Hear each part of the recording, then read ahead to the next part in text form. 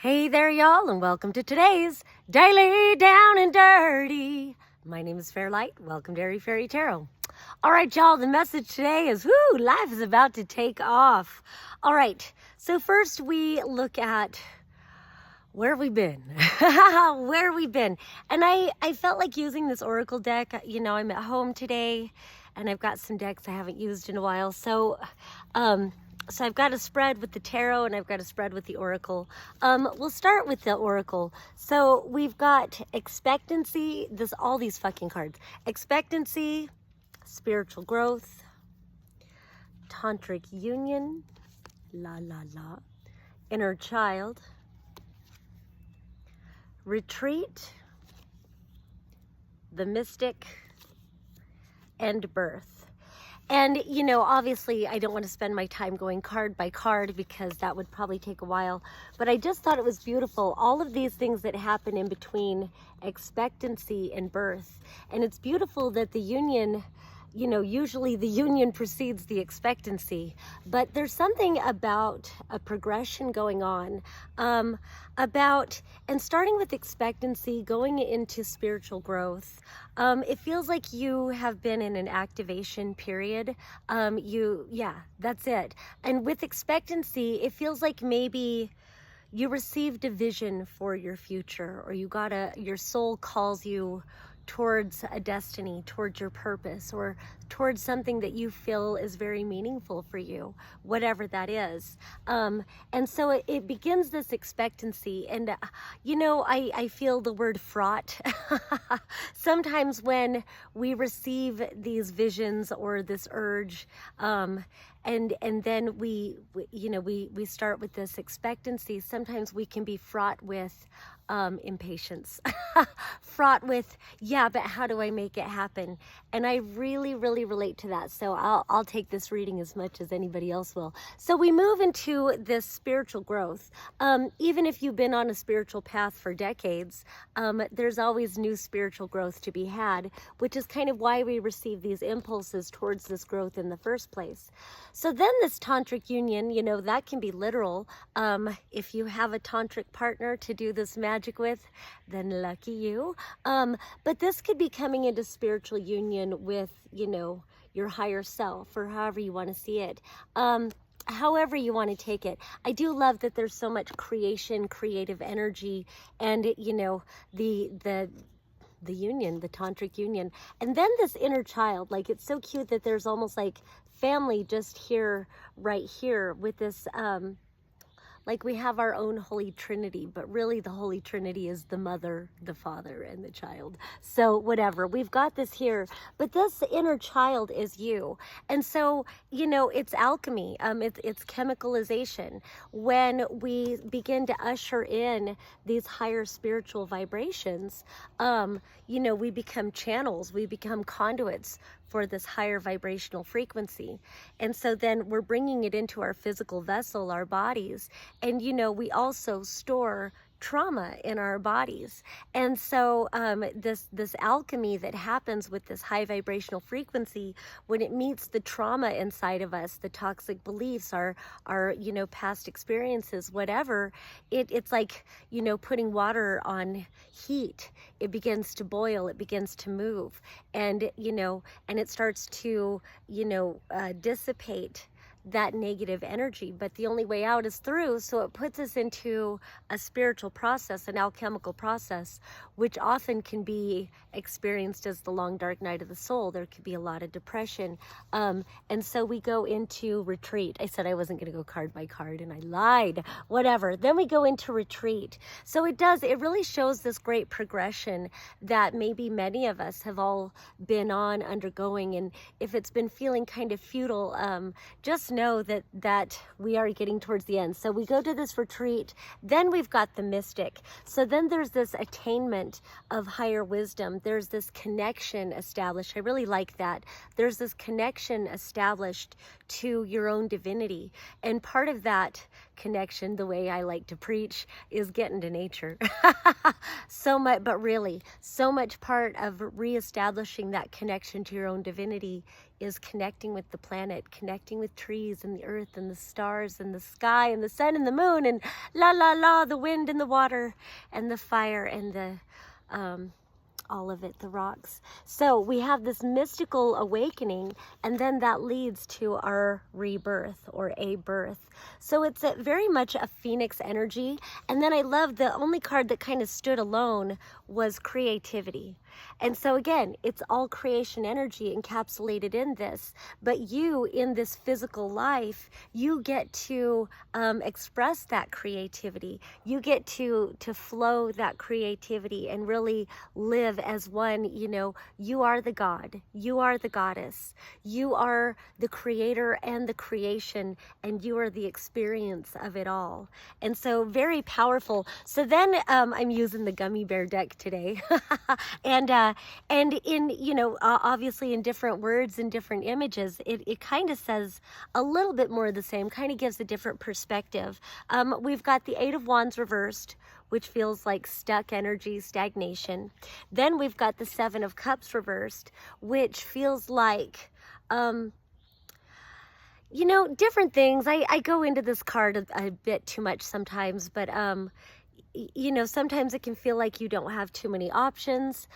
Anytime cups are reversed with me, I feel like, you know, you're feeling kind of drained. Just feeling drained. You're poured out. And sometimes we can be too burnt out that we can kind of feel confused. Like, you know, I had this vision. I had this exciting purpose calling towards me, and now I have no energy to even reconnect with what that was or to even think about moving in that direction. Let me take a drink really quick. And then, you know, on the tail of confusion, then we've got the Moon reversed, the Knight of Pentacles reversed, and the Five of Cups reversed. And so, you know, the Moon reversed, you know, it's confusion. Sometimes I look at this as even mental illness. This can really be depression. This can be any kind of mental illness, really, where it's just too much to process. And you know, there's something I've been listening to this guy, these meditations and stuff, and he's always bringing up the Heart Math Institute and how they have measured and they've shown that the heart is thousands of times more powerful than the brain. And yet we're always stuck in our heads. And, you know, and then the way it's come through listening to some other people and then my own channel, they've, you know, talked about how our bodies are a human tech. We are a very sophisticated technology that we don't understand. And the driving force is our consciousness. We inhabit these avatars because we're here to have these experiences on earth, and there's so much more that we could be creating. There's so much more we could be experiencing when we know that our consciousness drives and it speaks through our heart, and sometimes even through our solar plexus, our gut. And then the mind, the brain, is like a very sophisticated supercomputer that's meant to serve our consciousness and serve our focus. But unfortunately, these computers get hacked pretty fucking easily. And we start following everybody else's programs. We start, you know, acquiescing to the dominator frequencies and whatever. And so I go into all of that because when you can remember that, then you can appreciate why it's so important to get back to nature, to get grounded, to get recalibrated, connect with the mother, connect with who you are, connect with source energy, hear the mosquitoes buzzing in your ears. It's that time of the year again. And to get into your body, establish a visceral connection to the life that's all around you. I'm so happy to be in nature this moment. Really establish a connection to the trees, to the stars, to the earth, to all that is. And And then when you're more in your body, then you can remember that the mind is a wonderful servant, but a terrible master. And you begin living more from your heart. You begin living more from your core, and you're able to be more anchored in the present, which I think will help clear up a lot of the confusion, help you at least focus and reflect on the different things that are being presented. And maybe there's a need to get organized. I don't know. And then we've got this Knight of Pentacles reversed and the Five of Cups reversed again. That feels like a drain, but at the same time, you know, with this one being reversed, it's like maybe you're getting over some grief, getting over some disappointment. It could be multiple things, whatever feels draining or whatever. But the point of it is that if he'll just turn around and see these two cups still standing, and then notice there's a bridge leading to a castle, there's a whole new adventure waiting. It's just a matter of allowing yourself to turn around and pick up your feet and get moving. And then that's the thing about the Knight of Pentacles, even though he's reversed, but you know, often the criticism is that he's not moving. And so with this being reversed, and these two together, it could be like maybe you really invested yourself into something, or you had a lot of hopes towards something, and that could be anything. It's starting a business, starting a relationship, you know, whatever. And so it, like, maybe you really did invest a lot into it, maybe a lot of your emotions into it or something, or you were really excited about the prospect of investing, and then it just didn't work out. It just drained you. So, you know, that can be crazy making. A lot of times we internalize that and we start looking at, you know, I think it's healthy to want to see, you know, what could I have done better? You know, what was I blind to before that I can see now? And when we can have that state of mind and look at it that way, but so often we internalize that and we take it personally and we feel like we're failures, and then maybe we become extra self-critical, extra self-rejecting, and you just can't really move forward in that energy. It's very stagnant. And again, it's just that confusion. But it looks like, you know, you are turning things around, deeper self-reflection, because then we've got the Judgment card and the Chariot. And you know how I feel about 3 or more major arcanas in a reading. So you are at a destiny point. So recognize that you have a choice right now. You have a choice about where you put your focus. You have a choice about what you're going to do each and every moment of the day. And so this is about leveling up, and this is about hearing that clearer call again, you know, connecting to your purpose again, connecting to the truth of who you are, connecting to what you're passionate about, connecting to what's fulfilling, you know, recognizing that you are drained and that you need to do something to get yourself full again. And get into nature really does help. Drinking lots of water, whatever it is that you need to do, whatever you love, but really get back into that driver's seat and start moving towards. And it feels like when you remember who you are and you remember your self-love and you connect with your self-worth and you connect with your soul's purpose, then you're really going to experience a lot of change, a lot of level up. And then 2 more or 3 more cards we have over here. We've got the 8 of Swords reversed and the 3 of Wands reversed. And this is like not really, it's like it's such negative thinking, and it kind of feels like dwelling on things not working out. But then the King of, oh wait, it was this way, because then the King of Wands has his back turned to that. This is the energy you've been in, but now you're the King of Wands. You're passionate, you're motivated, you're fired up. There's something about the 7 of Swords and the Death reversed also. And then you've got the Emperor upright, fuck yeah. And then the 3 of, or then the 2 of Wands. So it feels like something about personifying this. I don't know why it feels like not talking so much about the change you've gone through, which that's not always the case. Sometimes it's like, talk about the shit you've been going through. Sorry, I gotta stretch. But I don't know why, it just kind of feels like this is it's been a very personal transformation that you've been going through, very long and drawn out.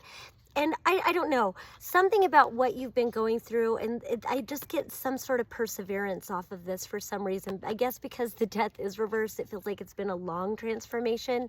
And normally this is kind of a sneaky, deceitful card, but for some reason with this, it just kind of feels like you've been quietly navigating choppy waters. You've been quietly navigating the alchemy that you've been processing. You've just been kind of quietly going about it. But something in you must have known that you would break through and that you would rise up again. Again, it's very Phoenix energy, and I love that then we go from the King of Wands to the Emperor. Like, that's some bossing up, boss bitch shit. No, but for real, it's like you're getting your mojo back. You're getting your fire back, your inspiration, your creativity, your passion, your desire. And I think you're going to start recognizing more and more achievements, more and more that you are capable of doing when you're able to give a clear focus to it. And then you start to recognize the world is your oyster. You're no longer feeling stuck. And then you've got the World card, which just says that you're closing out major cycles and you are traversing a massive portal into new beginnings. So things are gonna start moving, y'all. All right, thank you so much for watching. My name is Fairlight. Peace and love until next time.